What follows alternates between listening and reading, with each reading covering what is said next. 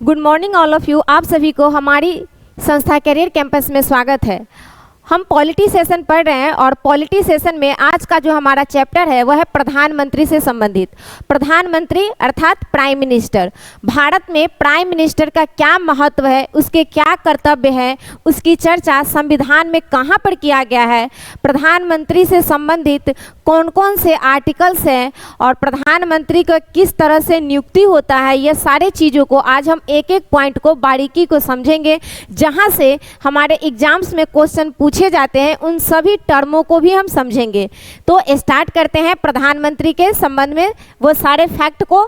सबसे पहली बात है कि प्रधानमंत्री भारत के जो संविधान का भाग 5 है, जो कि आर्टिकल्स अगर हम देखेंगे कि कहाँ से स्टार्ट होता है तो 52 से 151 तक में इसी भाग के अंतर्गत प्रधानमंत्री के बारे में भी चर्चा किया गया है। भारत जो है, भारत में जो लोकतांत्रिक व्यवस्था है, इसमें आपने अगर मेरा वीडियो इससे पहले वाला देखा होगा, जो भी प्रेसिडेंट या वाइस प्रेसिडेंट वगैरह सारे, तो उसमें आपको एक एक करके सारे पॉइंट्स को हमने बताया है।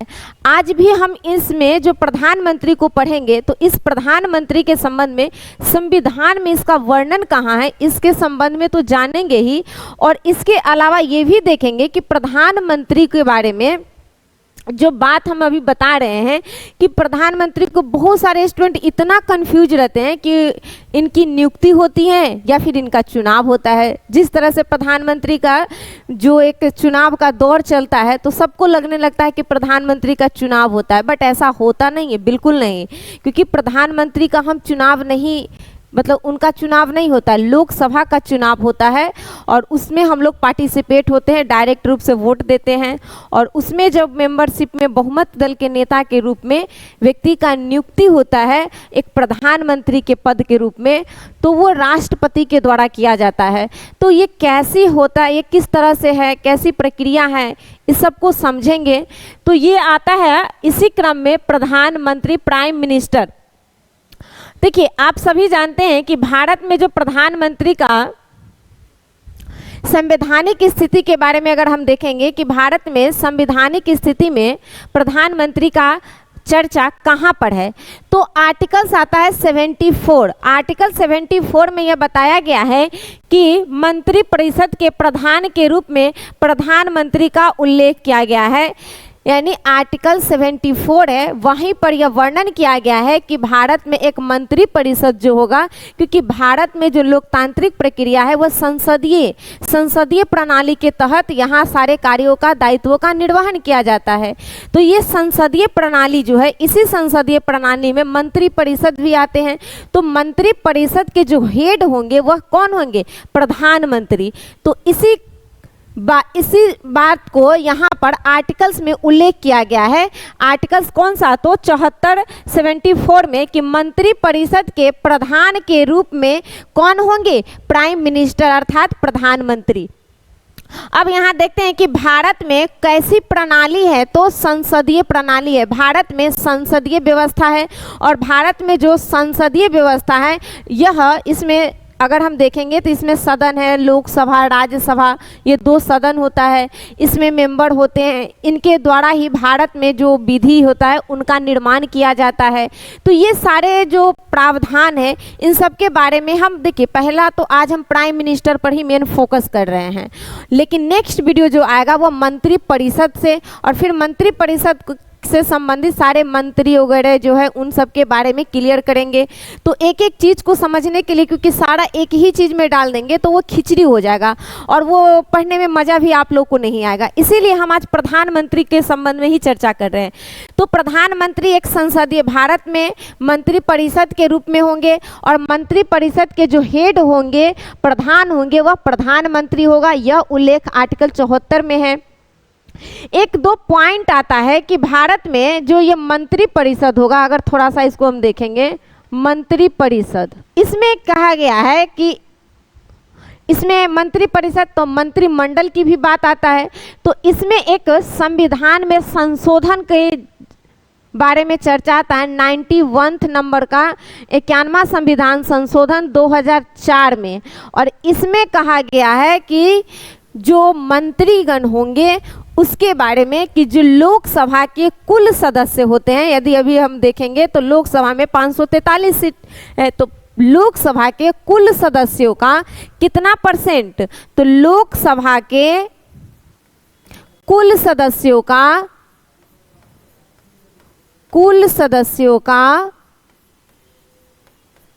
15%, तो लोकसभा के कुल सदस्यों के 15% से अधिक ये ध्यान रखेंगे, अधिक नहीं हो सकता है कौन, तो मंत्रिमंडल में। यानी मंत्रियों की संख्या यदि हम देखेंगे तो मंत्रियों की संख्या लोकसभा के टोटल संख्या के 15% से अधिक नहीं हो सकता है। यह प्रावधान 91 नंबर का जो अमेंडमेंट हुआ 2004 में, उसमें यह ऐड किया गया। तो ये यहाँ पर थोड़ा सा मंत्री परिषद था, इसलिए हमने इसको क्लियर कर दिया, क्योंकि यहाँ से क्वेश्चन कई बार एग्जाम्स में पूछे जाते हैं। अब आता है कि भारत में संसदीय प्रणाली है। अब हम सभी जानते हैं कि भारत में जो कार्यपालिका होता है उसका प्रधान, सबसे प्रमुख संवैधानिक प्रमुख के तौर पर अगर बात करेंगे कि कौन होता है, तो राष्ट्रपति होते हैं। तो भारत में कार्यपालिका के सर्वोच्च पद पर आसीन जो व्यक्ति है वह है राष्ट्रपति। लेकिन ये संविधान के तौर पर, लेकिन वास्तविक रूप में उन सारे शक्तियों का, उन सारे कार्यों का, दायित्वों का निर्वहन जो अगर बात करेंगे कि कौन करते हैं, तो ये करते हैं प्रधानमंत्री, क्योंकि राष्ट्रपति प्रधानमंत्री परिषद के सलाह पर सारे कार्य करते हैं, इसीलिए यहाँ पर कहा गया है। तो यही यहाँ पर हम लिखे हैं कि कार्यपालिका का सर्वोच्च कौन होते हैं, राष्ट्रपति। प्रयोग कौन करता है, तो ये राष्ट्रपति को जितना भी कार्य, दायित्व, पावर दिया गया है, उन सारे शक्तियों का उपयोग प्राइम मिनिस्टर करते हैं। मंत्री परिषद के सलाह पर सारे कार्यों को भी किया जाता है, राष्ट्रपति के जो भी कार्य है। तो यहाँ पर याद रखेंगे सारे शक्ति का प्रयोग कौन करते हैं, प्राइम मिनिस्टर। अब आता है सरकार का वास्तविक प्रधान। अभी हमने बताया कि संवैधानिक रूप से कहेगा कि कौन होता है देश का सर्वोच्च पद या प्रधान, तो वह है राष्ट्रपति। बट सरकार के बारे में जब भी बात किया जाएगा, अक्सर बच्चा यहाँ पर इतना कंफ्यूज हो जाता है एग्जाम सॉल्व में कि वो गलत कर लेता है। उसको आता है बट वहाँ पर कंफ्यूजन क्रिएट होने के कारण वो यहाँ पर गलती करता है। तो एकदम आज के बाद हम जब भी एग्जाम्स में जाएं तो ये डाउट हमारा क्लियर रहना चाहिए आपको ये वीडियो देखने के बाद, कि जब संविधान के प्रमुख की बात कहेंगे, कार्यपालिका प्रमुख की बात करेंगे, तो वो हो जाएंगे राष्ट्रपति। लेकिन जब सरकार की बात आएगा कि सरकार के प्रमुख कौन होता है, तो वो होता है प्रधानमंत्री, प्राइम मिनिस्टर। तो यही बात हम यहाँ लिखे हैं कि सरकार का वास्तविक प्रधान कौन होगा, प्राइम मिनिस्टर।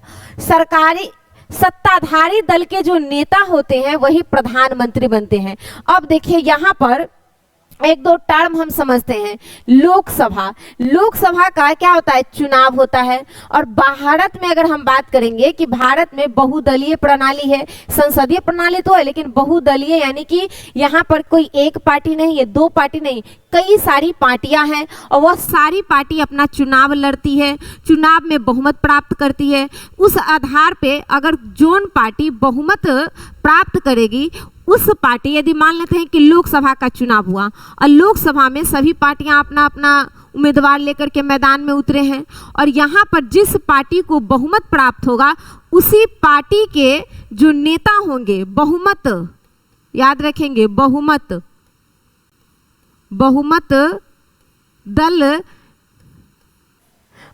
दल प्राप्त करने वाले पार्टी के जो नेता होंगे उसको ही राष्ट्रपति क्या नियुक्त करेंगे, प्रधानमंत्री। तो ये एकदम क्लियर आज कर लेंगे कि बहुमत दल के नेता को ही प्रधानमंत्री नियुक्त किया जाता है। किनके द्वारा, राष्ट्रपति के द्वारा। प्रधानमंत्री का कभी चुनाव नहीं होता है, उनकी नियुक्ति होती है।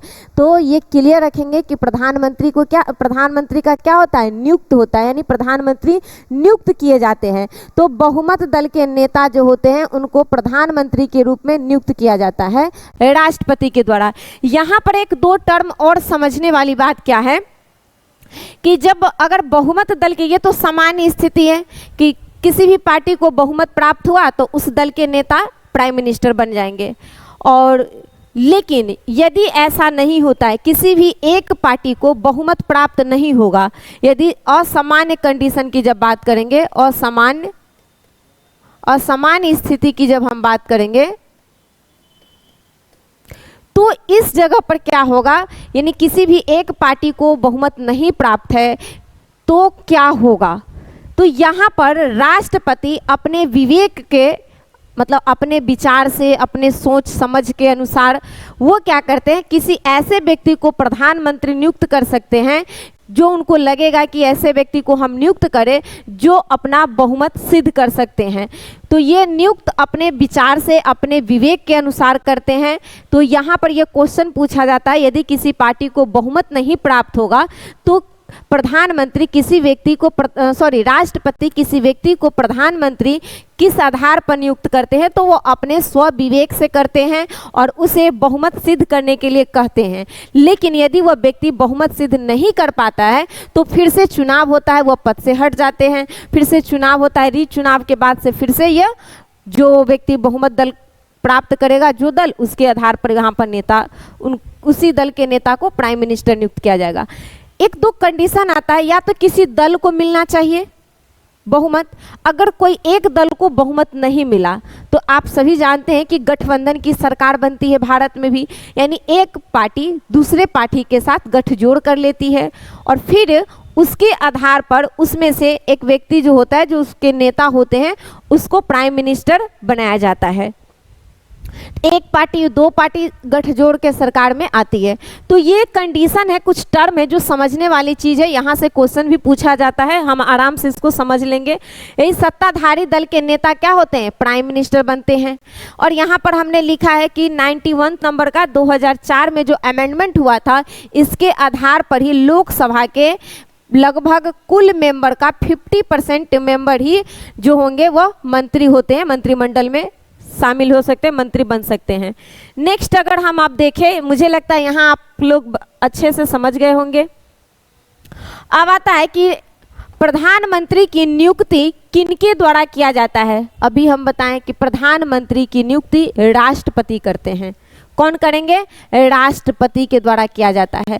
एक टर्म आता है कि प्रधानमंत्री की नियुक्ति तो राष्ट्रपति कर दिए, लेकिन उनका शपथ जो होता है, अब देखिए राष्ट्रपति तो नियुक्त करेंगे, शपथ राष्ट्रपति दिलाएंगे, लेकिन यदि वो नहीं है तो उनके ही समक्ष प्रधानमंत्री क्या करते हैं, शपथ ग्रहण करते हैं। ये भी क्वेश्चन आता है कि किनके समक्ष राष्ट्रपति मतलब किनके समक्ष प्राइम मिनिस्टर शपथ लेते हैं, तो राष्ट्रपति के ही उनको शपथ दिलाते हैं, उनकी नियुक्ति भी राष्ट्रपति।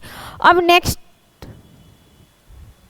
शपथ कौन दिलाएंगे, राष्ट्रपति। अभी हम बताए हैं आपको, नियुक्ति भी राष्ट्रपति करते हैं प्रधानमंत्री के।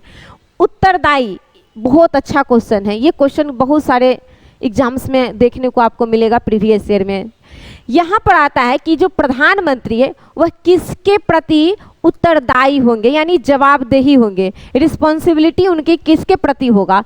तो यहाँ पर ये आता है कि प्राइम मिनिस्टर जो होते हैं, अगर बात करेंगे व्यक्तिगत रूप से तो ये प्रेसिडेंट के प्रति, लेकिन सामूहिक रूप से जब मंत्रिमंडल की बात आता है कि मंत्रिमंडल, क्योंकि अभी तो मंत्रिमंडल नहीं देख ली, इसलिए ध्यान रखेंगे, वैसे प्रधानमंत्री भी लोकसभा के प्रति ही उत्तरदायी होते हैं, लेकिन वो सामूहिक रूप से होते हैं। तो जब बात करेंगे सामूहिक रूप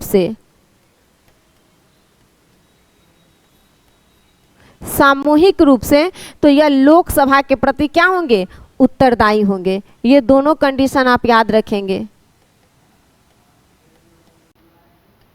यानी जवाबदेही। तो ये लगभग प्रधानमंत्री से संबंधित ये टर्म है जो कई बार एग्जाम्स में आपको आता है तो बहुत सारा कंफ्यूजन क्रिएट कर देता है। तो प्रधानमंत्री को शपथ राष्ट्रपति उत्तरदायी वो किसके प्रति होगा, तो लोकसभा के प्रति। एक और बात अभी जो हम बताए हैं कि मंत्रिमंडल जो होता है उस मंत्रिमंडल में 15% से अधिक संख्या नहीं होना चाहिए। तो आपको अभी पता है कि मंत्रिपरिषद या मंत्रिमंडल जो है उसमें प्रधानमंत्री भी शामिल है। ऐसा नहीं है कि प्रधानमंत्री को हटा करके टोटल निकालना है, ऐसा नहीं है, वो टोटल है। टोटल लोकसभा के 15%, उसमें प्रधानमंत्री भी शामिल है, इंक्लूड है। नेक्स्ट देखते हैं क्या क्या है। मंत्रिमंडल का प्रधान होता है कौन, तो प्रधानमंत्री। इसीलिए मंत्रिमंडल की जो बैठक होती है उसकी अध्यक्षता भी कौन करेंगे, प्रधानमंत्री। तो मंत्रिमंडल जो हुआ उस मंत्रिमंडल के अगर प्रधान की बात करेंगे तो प्रधानमंत्री, मंत्रिमंडलों की जो बैठक होती है उसकी अध्यक्षता भी कौन करेंगे, तो प्रधानमंत्री ही करते हैं। तो ये दोनों कंडीशन हम याद रखेंगे। नेक्स्ट देखते रहते हैं, सारा प्रधानमंत्री से संबंधित चीजों को हम आज बस समझेंगे। करा कि प्रधानमंत्री का विघटन, मंत्रिमंडल है, मंत्रिमंडल का विघटन, अब देखिए मंत्रिमंडल तो है, उसका विघटन भी हो सकता है, उनको समाप्त करने की बात कह रहा है। तो विघटन कैसे होगा, किस कंडीशन में, एक तो यदि प्रधानमंत्री की मृत्यु हो जाए, या फिर वो त्याग पत्र दे दें, या फिर जो सत्ताधारी सरकार बनाई गई है उनके खिलाफ अविश्वास प्रस्ताव लाया जाए। अविश्वास प्रस्ताव हमेशा विपक्ष के दल के द्वारा, यानी विपक्ष की जो पार्टी होती है उनके द्वारा लाया जाता है। तो ये तीन कंडीशन है। अगर हम देखेंगे कि अगर मृत्यु हो जाए, त्याग पत्र दे दे, या अविश्वास प्रस्ताव पारित हो जाता है, तो मंत्रिमंडल का क्या हो जाएगा, विघटन हो जाता है। तो यहाँ पर ये देखेंगे थोड़ा सा, तो ये तो मृत्यु और त्याग पत्र आप आराम से समझ गए, कोई दिक्कत नहीं। यदि अब यहाँ पर ये भी बात समझने बहुत सारे आदमी को लगेगा कि तो प्रधानमंत्री मर गए तो पूरे मंत्रिमंडल क्यों विघटित हो गया, क्योंकि वो उसके हेड है, लीड करने वाले वही हैं। इसीलिए ऐसा होता है कि जब प्रधानमंत्री अगर नहीं है, किसी कारणवश मृत्यु उनका है, तो पूरे मंत्रिमंडल भंग हो जाता है, मंत्रिपरिषद। तो ये रहा। इसके बारे में चर्चा कहाँ है, तो आर्टिकल 74 के 1 में, आर्टिकल 74 के 1 में मंत्रिमंडल के बारे में चर्चा है।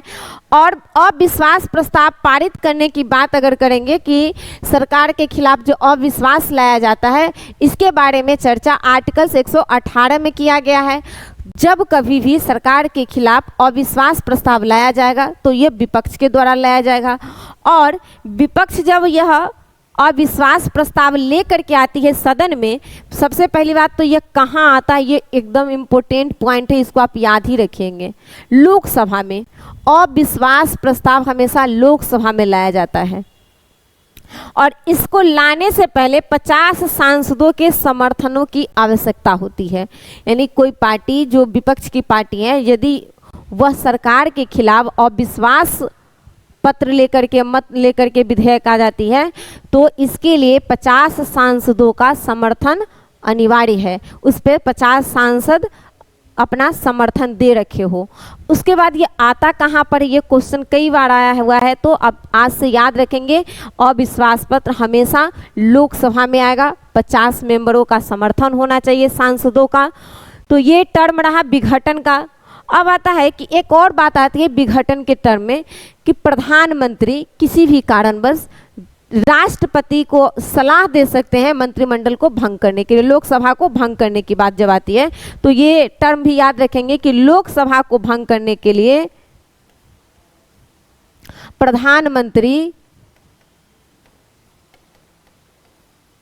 प्रधानमंत्री, ये लोकसभा है, ये मंत्रिमंडल है, इसमें कंफ्यूजन नहीं होना है। लोकसभा को भंग करने के लिए प्रधानमंत्री कभी भी राष्ट्रपति को सलाह दे सकते हैं। तो और लोकसभा को भंग कौन करेंगे, राष्ट्रपति, लेकिन इसका सलाह कौन देगा, कौन देता है इनको, तो प्रधानमंत्री, प्राइम मिनिस्टर देंगे। तो ये टर्म याद रखेंगे, लोकसभा के भंग करने के बारे में है ये। आर्टिकल 78, आर्टिकल 78 कहता है कि पीएम देश के वास्तविक स्थिति से राष्ट्रपति को अवगत कराते हैं। जब कभी भी देश में किसी भी प्रकार का कंडीशन हो, या प्रशासनिक हो, या फिर संसद में किस प्रकार के कार्य हो रहा है, तो संसदीय व्यवस्था में क्या हो रहा है, नहीं हो रहा है, इन सारी स्थितियों के बारे में जानकारी प्राइम मिनिस्टर किनको देते हैं, राष्ट्रपति को देंगे। यह बात कहाँ पर उल्लेख है, तो आर्टिकल्स 78 में यह बात का वर्णन किया गया, उल्लेख किया गया है।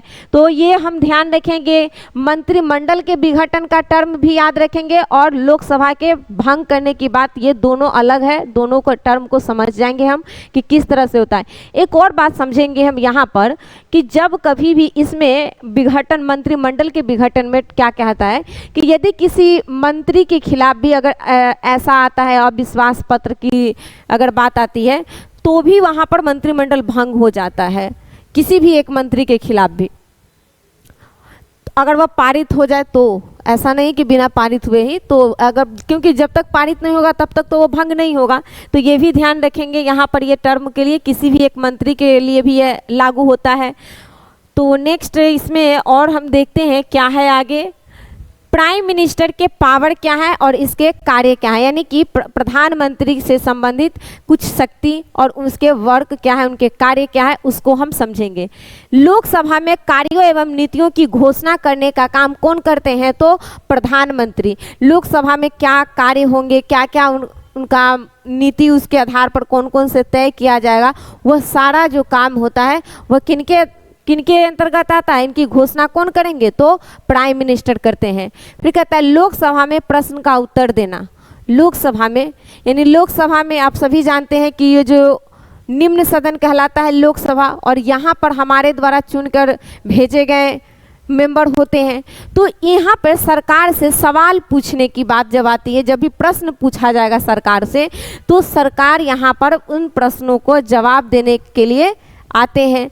तो ये भी बात है कि प्रधानमंत्री उन सारे प्रश्नों का जवाब देते हैं सदन में, लोकसभा में। तो ये याद रखेंगे कि लोकसभा में जब कभी भी प्रश्न पूछा जाता है तो उनका उत्तर देने के लिए प्रधानमंत्री आते हैं, उनका प्रश्न उत्तर करते हैं, प्रश्नों का उत्तर देते हैं। अब आता है कि वित्त व्यवस्था और बजट में योगदान। देखिए संविधान में बजट जैसा कोई शब्द तो प्रयोग नहीं किए हैं, क्योंकि वहाँ पर है वार्षिक वित्तीय विवरण आर्टिकल 112 में, लेकिन हमने यहाँ लिखा है क्योंकि ये छोटा सा शब्द है, छोटा तो समझ में आ जाता है बजट।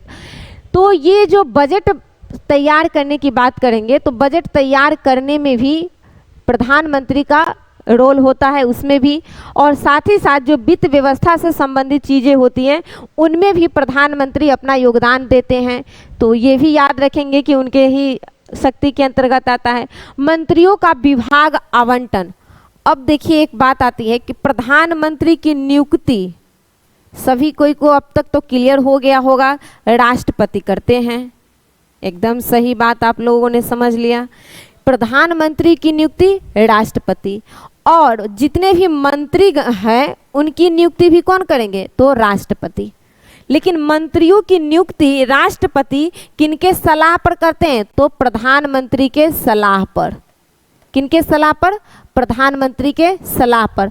अब बात आता है कि देखिए प्रधानमंत्री के सलाह पर मंत्रियों की नियुक्ति राष्ट्रपति कर दिया, तो प्रधानमंत्री ही तो ये डिसाइड कर रहे हैं कि किस मंत्री को कौन सा विभाग दिया जाएगा। शिक्षा मंत्री अगर कोई व्यक्ति नियुक्त हुए तो उनको शिक्षा का विभाग मिला, कोयला को कोयला मंत्री का। तो ये अलग अलग जो विभाग आवंटन की बात आती है, तो ये दायित्व भी प्रधानमंत्री निर्वहन करते हैं कि कैसे कैसे लोगों को, किन किन लोगों को कौन सा विभाग देना, किस मंत्री को कौन सा दायित्व सौंपना है। तो ये सारा चीज़ ये प्रधानमंत्री ही नियुक्त अपना डिसाइड करते हैं। बट जो विभागीय नीतियां होती हैं उनको बनाने का काम प्रधानमंत्री नहीं करके राष्ट्रपति करते हैं। विभाग आवंटन करेंगे कौन, राष्ट्रपति। ये सारा चीज़ों को क्लियर रखेंगे कि यहाँ पर, इसीलिए हमने यहाँ पर लिखा है कि मंत्रियों के विभाग आवंटन का काम किनका है, तो प्रधानमंत्री का। अब आता है प्रमुख नियुक्तियों में राष्ट्रपति को सलाह देते हैं प्राइम मिनिस्टर। कौन कौन सी नियुक्तियां हैं, तो सबसे पहले तो हम अभी देखें कि मंत्रियों की नियुक्ति में प्रधानमंत्री सलाह देते हैं राष्ट्रपति को। उसके बाद क्या आता है कि भारत में जो महान्यायवादी है उनके लिए भी अगर नियुक्ति की बात आती है तो उसमें भी सलाह देते हैं प्रधानमंत्री राष्ट्रपति को। साथ ही साथ कैग की नियुक्ति की बात आती है, नियंत्रक एवं महालेखा परीक्षक की, उसके भी नियुक्ति में प्रधानमंत्री राष्ट्रपति को अपना सलाह देते हैं। इसके बाद निर्वाचन आयुक्त की बात करेंगे तो निर्वाचन आयुक्त के भी नियुक्ति में राष्ट्रपति को सलाह देने का काम करते हैं प्राइम मिनिस्टर। इसके अलावा यूपीएससी के अध्यक्ष और उसके मेंबरों की नियुक्ति में भी राष्ट्रपति को सलाह देते हैं प्रधानमंत्री। वित्त आयोग की नियुक्ति भी राष्ट्रपति अवश्य करेंगे, लेकिन इसके बारे में जो सलाह देने के काम करेंगे वो किनके सलाह पर करते हैं, तो प्रधानमंत्री के सलाह पर। और राज्यपालों की नियुक्ति तो राष्ट्रपति करते हैं, लेकिन मुख्य रूप से अगर देखा जाए तो इसमें पूरी तरह से अगर रोल देखेंगे तो प्राइम मिनिस्टर का होता है। तो ये सारा टर्म है जो आप याद रख सकते हैं कि प्राइम मिनिस्टर किस तरह से राष्ट्रपति के कार्यों में अपना हाथ या अपना योगदान रखते हैं, किस तरह से ये सारे सलाह के आधार पर राष्ट्रपति अपना नियुक्त करते हैं अलग अलग मेंबरों को अलग अलग पोस्ट के लिए।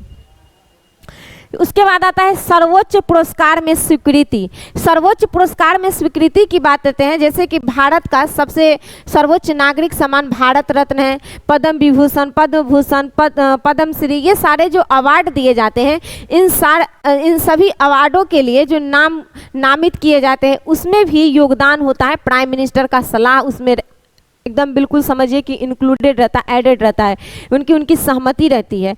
तो ये भी हालांकि देते हैं अवार्ड राष्ट्रपति, बट अगर देखेंगे कि इसमें सहमति प्रधानमंत्री की होती है।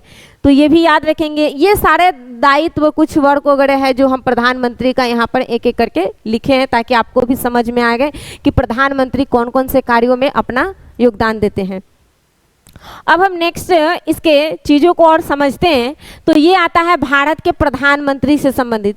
देखिए भारत में प्रधानमंत्री में तो जो पॉइंट एग्जाम के पॉइंट ऑफ व्यू से क्या क्या सारा काम है वो हम आपको क्लियर कर दिए। लेकिन अब आता है कि भारत में जब भारत स्वतंत्र हुआ उस टाइम से लेकर के अभी 2025 है, इस टाइम तक भारत में कौन कौन से व्यक्ति भारत के प्रधानमंत्री के पद पर आसीन हुए और उनके कार्यकाल क्या था, उन सारे चीज़ों को समझेंगे। और साथ ही साथ इस पॉइंट में मतलब कुछ ऐसे पॉइंट भी हो जहाँ से फैक्ट बनते हो एग्जाम्स के हिसाब से, तो वो भी हम देखेंगे। सबसे पहला अगर देखते हैं कि भारत के प्रधानमंत्री में सबसे पहला जो व्यक्ति भारत के प्रधानमंत्री बने थे वो थे पंडित जवाहरलाल नेहरू। और अब तक में सबसे लंबे टाइम तक ले इस पद पर रहने वाले व्यक्ति के रूप में भी पंडित जवाहरलाल नेहरू ही हैं। दूसरे मेंबर में सबसे लंबे टाइम तक ले ये आते हैं नरेंद्र मोदी जी, लेकिन अब तक भी सबसे लंबे टाइम के लिए प्रधानमंत्री के रूप में पंडित जवाहरलाल नेहरू है। इनका टाइम अगर हम देखते हैं कार्यकाल तो 1947 से 1964 तक आता है। अब ये प्रधानमंत्री, एक और यहाँ से क्वेश्चन आता है कि भारत के सबसे लंबे टाइम तक ले कौन से व्यक्ति थे, तो ये तो आप लोग को बखूबी पता हो गया कि प्रधानमंत्री के पद पर कौन थे सबसे लंबे टाइम तक, तो पंडित जवाहरलाल नेहरू। लेकिन ये भी क्वेश्चन आता है कि सबसे पहला ऐसा कौन सा प्रधानमंत्री था जिनके खिलाफ अविश्वास प्रस्ताव लाया गया था, तो वो भी थे पंडित जवाहरलाल नेहरू जी। इनके ही खिलाफ सबसे पहले अविश्वास, सबसे पहला अगर कहेंगे अविश्वास कब लाया गया था, 1963 में। तो सबसे पहली ये बात हम याद रखेंगे, यहाँ से क्वेश्चन भी आता है कि सबसे पहले किनके खिलाफ, किस प्रधानमंत्री के खिलाफ अविश्वास प्रस्ताव पारित लोकसभा में लाया गया था, तो ये था प्रधानमंत्री नेहरू जी के खिलाफ। नेक्स्ट दूसरे प्रधानमंत्री थे लाल बहादुर शास्त्री जी। लाल बहादुर शास्त्री जी का अगर हम टाइम देखते हैं कब से कब तक थे, तो 1964 से 1966, 1964 से 1966 तक ले यह भारत के प्रधानमंत्री के रूप में कार्य करते हैं। और इनके ही कार्यकाल में भारत और पाकिस्तान के साथ युद्ध होता है 1965 में। और इस युद्ध को ही जब ये युद्ध के संधि की बात आती है तो इसमें संधि के रूप में एक ताशकंद समझौता आता है। आप सभी जानते हैं ताशकंद समझौता लगभग 10 जनवरी 1966 को हुआ था, ताशकंद समझौता। और ये ताशकंद कहाँ है, ताशकंद उज्बेकिस्तान की राजधानी ताशकंद है। तो ताशकंद समझौता जो होता है, इसी समझौता में भारत के प्रधानमंत्री के रूप में जो थे लाल बहादुर शास्त्री जी वो जाते हैं यहाँ पे। लेकिन पता नहीं इनका मृत्यु का रहस्य, वहीं पर वो उनकी मृत्यु हो जाती है, लेकिन इनके मृत्यु का रहस्य अभी तक ले अनसुलझा ही हुआ है, सुलझाया नहीं जा सका कि किस कारण से मृत्यु हुआ, क्या कारण था। तो ऐसा कोई फैक्ट अभी निकल के आता नहीं है। तो इनकी मृत्यु वहीं हो जाता है ताशकंद में ही। ताशकंद समझौता 10 जनवरी 1966 को याद रखेंगे। और एक बात ये क्वेश्चन यहाँ से पूछा जाता है कि ताशकंद समझौता में जो लाल बहादुर शास्त्री जी भारत की ओर से गए थे तो वहाँ से पाकिस्तान से कौन आए थे, तो पाकिस्तान के राष्ट्रपति अयूब खान, याद रखेंगे अयूब खान,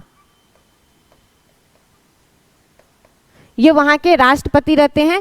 और इस समझौता में रूस का योगदान रहता है। सहमत ये कह सकते हैं कि इसमें उनका बढ़ चढ़ के योगदान रहा, जिसके कारण ये समझौता संधि सफल होने के कगार पर आती है कि दोनों देशों के बीच में जो युद्ध हो रहा है वो युद्ध विराम होने के लिए। तो ये एक अलग टर्म है जहाँ से पॉइंट क्वेश्चन बन सकते हैं, इसीलिए हमने यहाँ आपको बताया है। दूसरा तो समझ गए आप लोग। तीसरा जो प्रधानमंत्री के पद पे आसीन हुए वो थे इंदिरा गांधी जी। यह भारत की पहली महिला प्रधानमंत्री के रूप में आती हैं, इंदिरा गांधी, श्रीमती इंदिरा गांधी जी। तो ये इंदिरा गांधी जी का अगर हम कार्यकाल देखेंगे कि कब से कब तक रहा, तो 1966 से 1977 देखेंगे। याद रखने के लिए कि पहला तो ये जैसी लाल बहादुर शास्त्री जी उनका डेथ हो जाता है 11 जनवरी को, क्योंकि 10 जनवरी को यहाँ समझौता हुआ है, 11 जनवरी को ही वो वहीं पे ताशकंद में उनकी मृत्यु हो जाती है। फिर उसके बाद ये जो इंदिरा गांधी आती है प्रधानमंत्री के तौर पर, तो 1966 से 1977 में ये प्रधानमंत्री बनती है। और 1975 में आप सभी जानते हैं कि इमरजेंसी की घोषणा हुआ था। फिर उसके बाद 1977 में ये अपने पद ये चुनाव जब लड़ती है तो वो इसमें जीत नहीं पाती है। तो ये एक ऐसी प्रधानमंत्री भी है जो लोकसभा के चुनाव में प्रधान नहीं जीतने के कारण भी इनके नामों से संबंधित क्वेश्चन आता है कि कौन सा प्रधानमंत्री था जो कि चुनाव में हार जाते हैं। तो ये भी याद रखेंगे, ये थी इंदिरा गांधी। इंदिरा गांधी के काल में ही पहला परमाणु परीक्षण हुआ था 1974 में, याद रखेंगे। पहला परमाणु परीक्षण 18 मई को हुआ था 1974 में, पोखरण में होता है। स्माइलिंग बुद्धा सबको याद ही होगा, स्माइलिंग बुद्धा।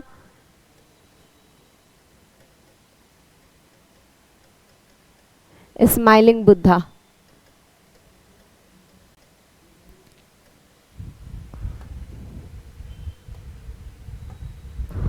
ये प्रधानमंत्री के तौर पर रही 1966 से 77। अब आते हैं चौथे प्रधानमंत्री के रूप में कौन आए थे, तो मोरारजी देसाई। यह पहले गैर कांग्रेसी प्रधानमंत्री बने थे, मोरारजी देसाई। इनका टाइम अगर हम देखेंगे तो 1977 से लेकर के 79 तक ले रहते हैं। ये पहले गैर कांग्रेसी जो कि भारत के प्रधानमंत्री के रूप में आसीन होने वाले व्यक्ति थे, मोरारजी देसाई। नेक्स्ट आता है चौधरी चरण सिंह।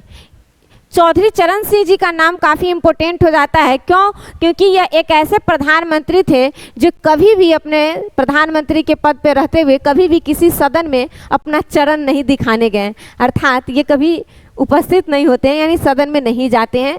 तो ये भी याद रखेंगे कि हमने चरण कह दिया है, चरण नहीं दिखाने का मतलब ये नहीं है, मतलब वो वहाँ पर गए नहीं।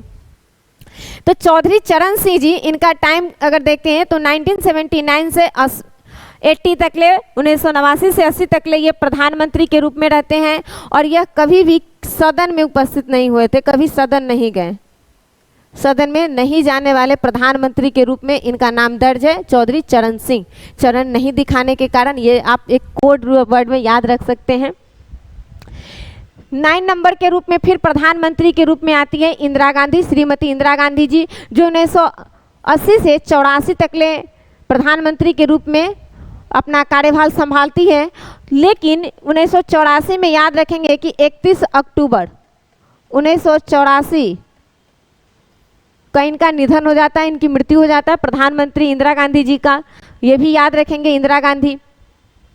अगला उसके बाद जो इंदिरा गांधी के बाद जो प्रधानमंत्री बने वो थे राजीव गांधी। सबसे युवा प्रधानमंत्री के रूप में इनका नाम आता है कि सबसे युवा प्रधानमंत्री कौन बने थे भारत में, तो राजीव गांधी। और राजीव गांधी का देखेंगे 1984 से 89 तक ले ये भारत के प्रधानमंत्री रहते हैं, सबसे युवा रहते हैं, ये भी याद रखेंगे, सबसे युवा। तो सबसे युवा प्रधानमंत्री राजीव गांधी। इनकी मृत्यु की जब बात आती है तो इनका मृत्यु भी ये तमिलनाडु का जो चेन्नई वाला क्षेत्र है,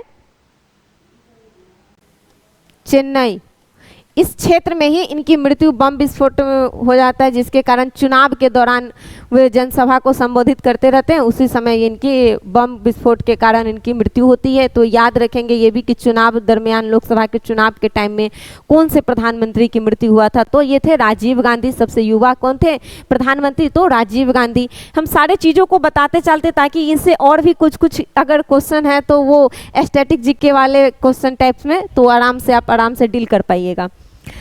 8 नंबर का आता है वीपी सिंह। वीपी सिंह का कार्यकाल अगर हम देखेंगे तो 1989 से 90 तक ले 1989 से 90 तक ले ये बीपीसी रहते हैं और अविश्वास द्वारा इनको हटाया गया था पद से। ये प्रधानमंत्री के रूप में रहे, लेकिन अविश्वास मत जब आता है लोकसभा में और उसको पारित होने के बाद ये अपने पद को त्यागपत्र दिए थे, यानी कि इनको हटाना पड़ा था। तो वैसे प्रधानमंत्री के रूप में इनका नाम आता है वीपी सिंह। अविश्वास के कारण अपने पद को छोड़ने वाले कौन थे? वीपी सिंह। नेक्स्ट है चंद्रशेखर। चंद्रशेखर की जब बात करेंगे तो 1990 से 1991 तक ले ये पद पे रहते हैं। नेक्स्ट आता है वीपी नरसिंह। वीपी नरसिम्हा जो 1991 से 1996 तक ले भारत के प्रधानमंत्री के रूप में कार्यभार संभालते हैं, वीपी नरसिम्हा। और वीपी नरसिम्हा के बारे में अगर हम देखेंगे तो ये जब ये प्रधानमंत्री बनते हैं तो किसी भी सदन के सदस्य ये नहीं रहते हैं। लोकसभा राज्यसभा में से किसी भी सदन के सदस्य नहीं रहते हैं। वैसे तो सामान्य स्थिति में किसी सदन के सदस्य होते हैं प्रधानमंत्री। तो हम अभी बताएं कि ऐसा भी टर्म हो सकता है कि किसी को वो राष्ट्रपति अपने विवेक से किसी को प्रधानमंत्री बनाते हैं, लेकिन उनको बहुमत सिद्ध करने के लिए कहते हैं, तो वो टर्म भी हम ध्यान में रखेंगे। तो ये टर्म आता है कि कौन से प्रधानमंत्री जब पद पर अपना आसीन होते हैं, शपथ लेते हैं प्रधानमंत्री के रूप में, तो वह किसी भी सदन का सदस्य नहीं थे। तो ये आता है वीपी नरसिम्हा राव। इनके काल में ही भारत में वैश्वीकरण आया था, ग्लोबलाइजेशन जो हम कहते हैं वैश्वीकरण। ये जो उदारीकरण, निजीकरण और वैश्वीकरण जो था, यह इन्हीं के कार्यकाल में लाया गया था देश में। अब नेक्स्ट आता है अटल बिहारी वाजपेयी। अटल बिहारी वाजपेयी जी जो 1996 में भारत के प्रधानमंत्री बनते हैं, लेकिन मात्र 13 दिन तक, कितने दिनों तक? तो मात्र 13 दिनों तक ये भारत के प्रधानमंत्री के रूप में अपना दायित्व निर्वहन करते हैं। 16 मई से 28 मई तक। एक याद रखेंगे एकदम बिल्कुल, ये यहाँ से क्वेश्चन आता है कि भारत के कौन से प्रधानमंत्री जो सबसे कम टाइम तक ले प्रधानमंत्री के पद पर रहे थे, तो ये थे अटल बिहारी वाजपेयी जी। मात्र 13 दिन इनका टाइम, 16 मई से 28 मई तक 1996 में। नेक्स्ट आता है एच.डी. देवगौड़ा। एच.डी. देवगौड़ा की अगर नाम करेंगे तो ये 1996 से 1997 के समय में भारत के प्रधानमंत्री के रूप में रहे। और यह जिस समय भारत के प्रधानमंत्री बनते हैं, यह भी लोकसभा या राज्यसभा में से किसी भी प्रकार के सदन के सदस्य नहीं रहते, किसी भी सदन के, यह विधानसभा सदन के रहते हैं। और ये भी अविश्वास मत के द्वारा इनको पद से हटाया गया था। कौन था? एच.डी. देवगौड़ा। तो दो ऐसे प्रधानमंत्री को याद रखेंगे, एक थे वीपी सिंह और एक थे देवगौड़ा। वीपी सिंह और देवगौड़ा जो कि अविश्वास के कारण अपने पद से हटाए जाने वाले प्रधानमंत्री रहे। नेक्स्ट आता है इंद्र कुमार गुलजार। इंद्र कुमार गुलजार जिनका कार्यकाल 1997 से 98 रहा। नेक्स्ट है अटल बिहारी वाजपेयी जी। अटल बिहारी वाजपेयी जी का अगर हम देखेंगे तो 1998 से 2004 तक ले ये भारत के प्रधानमंत्री के रूप में रहे। और भारत के प्रधानमंत्री के काल में जब ये कि फर्स्ट टर्म तो बहुत कम दिनों के लिए रहे, मात्र 13 दिनों के लिए, लेकिन दूसरे टर्म में जब ये प्रधानमंत्री बनते हैं तो ये अपने पूरे कार्यकाल को पूर्ण करने वाले प्रधानमंत्री गैर कांग्रेसी भी बनते हैं। क्योंकि गैर कांग्रेसी प्रधानमंत्री कहेगा कि फर्स्ट कौन थे, तो वो थे मोरारजी देसाई। लेकिन अपने पूरे कार्यकाल को संपन्न करने वाले की जब बात आती है तो यह आ जाता है अटल बिहारी वाजपेयी जी। अटल बिहारी वाजपेयी जी के कार्यकाल में ही भारत में दूसरा परमाणु जो परीक्षण हुआ था, जो कि शक्ति के नाम से जानते हैं, उसका परीक्षण भी इनके ही कार्यकाल में हुआ था, दूसरा बार भारत में परमाणु परीक्षण। नेक्स्ट आता है मनमोहन सिंह। मनमोहन सिंह का अगर कार्यकाल देखेंगे तो 2004 से 2014 तक ले ये भारत के प्रधानमंत्री के रूप में रहते हैं। और सबसे लास्ट आ गया नरेंद्र मोदी जी। नरेंद्र मोदी जी का टाइम देखेंगे तो ये 26 मई 2014 को भारत के प्रधानमंत्री के रूप में पहली बार आते हैं। और अब तक ये भारत के प्रधानमंत्री हैं, ये तीसरा इनका कार्यकाल चल रहा है अभी वर्तमान में। तो ये रहा नरेंद्र मोदी जी का। और ये सभी प्रधानमंत्री अब तक भारत के जितने थे उनके हमने एक एक चीज़ों को बताया कि कौन से कब थे, इनका टाइम, उनसे संबंधित कुछ ऐसे पॉइंट भी जो एग्जाम्स में क्वेश्चन बन सकते हैं वहां से, तो वो सारे पॉइंटों को हमने बताया। और इसमें कुछ और भी पॉइंट्स आता है जहां से क्वेश्चन पूछा जाता है, जैसे भारत के वो कौन से प्रधानमंत्री थे या कौन कौन प्रधानमंत्री थे जो अपने पद पर रहते हुए उनकी मृत्यु होती है। तो इसमें आता है सबसे पहले नेहरू जी, पंडित जवाहरलाल नेहरू अपने पद पर रहते हुए इनकी मृत्यु हो जाती है। सेकेंड आता है लाल बहादुर शास्त्री जी, अभी हम बताए हैं कि ये 11 जनवरी को जब 1966 में ताशकंद समझौता के टाइम में ही इनकी मृत्यु होती है। तो पहले थे नेहरू जी, दूसरा लाल बहादुर शास्त्री और तीसरा जो प्रधानमंत्री थे वो थी इंदिरा गांधी जी। तो 3 प्रधानमंत्री का नाम याद रखेंगे जो पद पर रहते हुए, प्रधानमंत्री के पद पर रहते हुए इनकी मृत्यु हुआ। और एक और प्रधानमंत्री आते हैं जिनका मृत्यु हुआ लेकिन वो लोकसभा चुनाव के टाइम की बात आता है, तो ये भी रखेंगे याद, राजीव गांधी जी, ये लोकसभा चुनाव के टाइम में। अब आते हैं कार्यवाहक प्रधानमंत्री के रूप में गुलजार लाल नंदा का नाम आता है कि कार्यवाहक प्रधानमंत्री के रूप में कौन से व्यक्ति आए थे, कार्य किए थे, तो गुलजार लाल नंदा। अविश्वास मतदान पूर्ण त्यागपत्र, यानी कि इसका क्या मतलब है?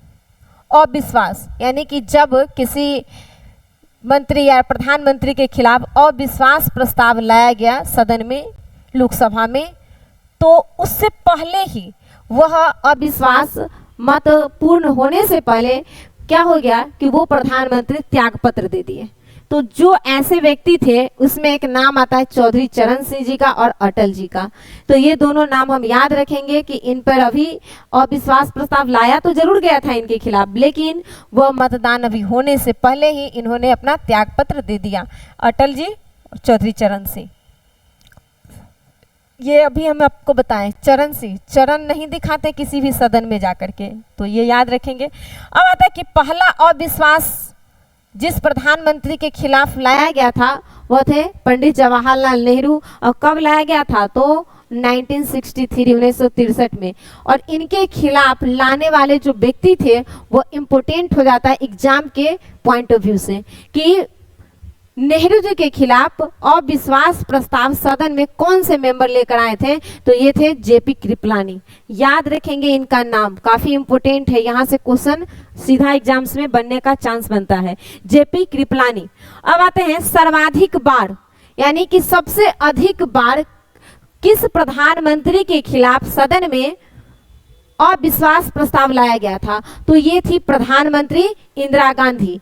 और लगभग अगर हम देखें तो कितनी बार इनके खिलाफ लाया गया, तो 15 बार इनके खिलाफ, यानी कि ये ऐसे प्रधानमंत्री है जो 15 बार अपने पद पर रहते हुए अविश्वास का सामना करना पड़ा था इनको, अविश्वास विधेयक को। तो ये ध्यान रखेंगे, अविश्वास प्रस्ताव लाया गया था इंदिरा गांधी के खिलाफ सबसे अधिक बार 15 बार। सबसे पहली बार अगर कहेंगे कि किनके टाइम में, तो नेहरू जी के काल में 1963 में। और कुछ पॉइंट्स बनता है क्या, उप प्रधानमंत्री, वाइस प्राइम मिनिस्टर। देखिए कितना एक, ये तो पहली बात, सबसे पहली बात हम ये समझेंगे कि भारत में जो प्रधानमंत्री के बारे में तो संवैधानिक चर्चा है, लेकिन कहीं भी भारत के संविधान में उप प्रधानमंत्री के संबंध में किसी भी प्रकार का कोई चर्चा नहीं है। तो ये याद रखेंगे कि यह पद कोई संवैधानिक नहीं है, संविधान में इसका कोई वर्णन नहीं है, इस संविधान में इसका कोई उल्लेख नहीं किया गया है उप प्रधानमंत्री के बारे में। तो उप प्रधानमंत्री का पद, यह एक तरह से कह सकते हैं राजनीतिक पद के रूप में इनको बनाया जाता है। इस पद को सृजित किया गया है राजनीतिक पदों के रूप में, ताकि कार्यों को निर्वहन के रूप में सहूलियत कह सकते हैं सरकार के कार्यों के लिए। तो ये रहा उप प्रधानमंत्री। और भारत में अब तक कौन कौन से व्यक्ति उप प्रधानमंत्री बने हैं उसको भी हम आज समझेंगे। पहली बात तो याद रखेंगे कि पहला उप प्रधानमंत्री भारत में बनने वाले जो व्यक्ति थे वो थे सरदार पटेल जी। तो सरदार वल्लभ भाई पटेल जी थे जो 1947 से 1950 तक ले भारत के प्रथम उप प्रधानमंत्री के रूप में रहते हैं। नेक्स्ट आता है मोरारजी देसाई जी का नाम। मोरारजी देसाई जी जो कि भारत के दूसरे उप प्रधानमंत्री के रूप में रहते हैं और ये 1967 से 69 तक ले, 1967 से 69 तक ले ये अपने पद पे ये उप प्रधानमंत्री के रूप में कार्य किए। नेक्स्ट थर्ड नंबर का अगर हम देखते हैं तो ये आते हैं जगजीवन राम। जगजीवन राम 1979 में 4th नंबर पर अगर देखेंगे तो चौधरी चरण सिंह, जो 1979 में ही ये भी उप प्रधानमंत्री के रूप में रहते हैं। 5th नंबर पर अगर देखेंगे तो वाईबी चौहान, वाईबी चौहान जो है ये 1979 से 18 तक ले ये उप प्रधानमंत्री के रूप में रहते हैं। नेक्स्ट आता है चौधरी देवीलाल। देखिए चौधरी देवीलाल अगर देखेंगे तो इनका 2 टर्म ओवर आता है, 2 टाइम है। एक तो चौधरी लाल का 1989 से 1999 तक ले, और दूसरा जो देखेंगे तो 19 से 91 तक ले। तो इनका ही नाम याद रखेंगे, चौधरी देवीलाल। फिर नेक्स्ट टाइम भी चौधरी देवीलाल। फिर नेक्स्ट आता है 8 नंबर के लाल कृष्ण आडवाणी, जो 2002 से 2004 तक ले भारत के उप प्रधानमंत्री रहे। अगर ऐसे व्यक्ति के रूप में कहेगा कि कितने व्यक्ति थे जो भारत के उप प्रधानमंत्री के रूप में रहे, तो व्यक्ति में तो टोटल आपको आ जाएगा 7 ही। व्यक्ति के रूप में तो टोटल 7 ही आएंगे, क्योंकि ये तो 2 बार टाइम ओवर इनका दे रहा है। तो व्यक्ति में ध्यान रखेंगे 7 ही, और ऐसे देखेंगे तो 8 बार भारत के ऐसे कोई व्यक्ति थे जो उप प्रधानमंत्री के रूप में आए थे। यहाँ से आपको समझ गए हैं, यहाँ से ज्यादा उतना नहीं आएगा। भारत के प्रथम और लास्ट उप प्रधानमंत्री के बारे में जब पूछेगा तो ये हम याद रखेंगे, लाल कृष्ण आडवाणी जी का नाम। अब आता है पद ग्रहण के समय। देखिए कितना रोचक पूर्ण ये जानकारी है कि जिस समय कोई प्रधानमंत्री पद ग्रहण कर रहे हैं, शपथ ले रहे हैं, प्रधानमंत्री के रूप में उनका नाम आ रहा है, नामित हो रहे हैं, उस समय वह व्यक्ति राज्यसभा का मेंबर हो। किस सभा का? यानी राज्यसभा को क्या कहते हैं? उच्च सदन। जब हम संसद पढ़ेंगे, मंत्री परिषद पढ़ेंगे, तो और सारे पॉइंट को भी और क्लियर से वहां पर भी समझेंगे, क्योंकि ये सारा हम अभी प्रधानमंत्री के पॉइंट ऑफ व्यू से समझ रहे हैं। तो पद ग्रहण के समय कौन से ऐसे प्रधानमंत्री है जो राज्यसभा के मेंबर थे? तो इसमें नाम आता है इंदिरा गांधी जी का, दूसरा नाम आता है गुलजार, तीसरा नाम आता है मनमोहन सिंह। तो ये तीनों नाम आप याद रखेंगे कि ये 3 ऐसे प्रधानमंत्री थे जो अपना प्रधानमंत्री के रूप में जब ये पद ग्रहण करते हैं, उस समय ये राज्यसभा के मेंबर होते हैं। कौन से सदन के? राज्यसभा के। ये इंदिरा गांधी 1966, गुलजार 1997 और मनमोहन सिंह 2004 से 9। तो ये हम याद रखेंगे 3 को राज्यसभा के रूप में, पहला इंदिरा गांधी, दूसरा गुलजार, तीसरा मनमोहन सिंह। त्याग पत्र दे दिए थे, यही HD देवगौड़ा। मैंने इसके बारे में आपको पहले भी इसके बारे में बता दिए थे, क्योंकि जब अविश्वास प्रस्ताव लाया गया था तो ये त्याग पत्र दिए थे। तो ये आपका प्रधानमंत्री से संबंधित आज का ये वीडियो रहा, और मेरे हिसाब से मुझे लगता है कि प्रधानमंत्री से संबंधित ये सारे पॉइंट हम आपको एक एक करके क्लियर किए हैं, और मुझे लग रहा है आपको बहुत अच्छे से समझ में भी आ गया होगा। और आपको अगर मेरा सेशन पॉलिटी का बहुत अच्छा लगता है या कैसा लगता है, इसके बारे में आप कमेंट करके मुझे ज़रूर बताएं। अगर अच्छा लगता है तो लाइक करें, कमेंट करें, और हमारे सेशन से जुड़े रहने के लिए करियर कैंपस को आप सब्सक्राइब करें, अपने दोस्तों के साथ शेयर कीजिए। अपना ख्याल रखें। जय हिंद।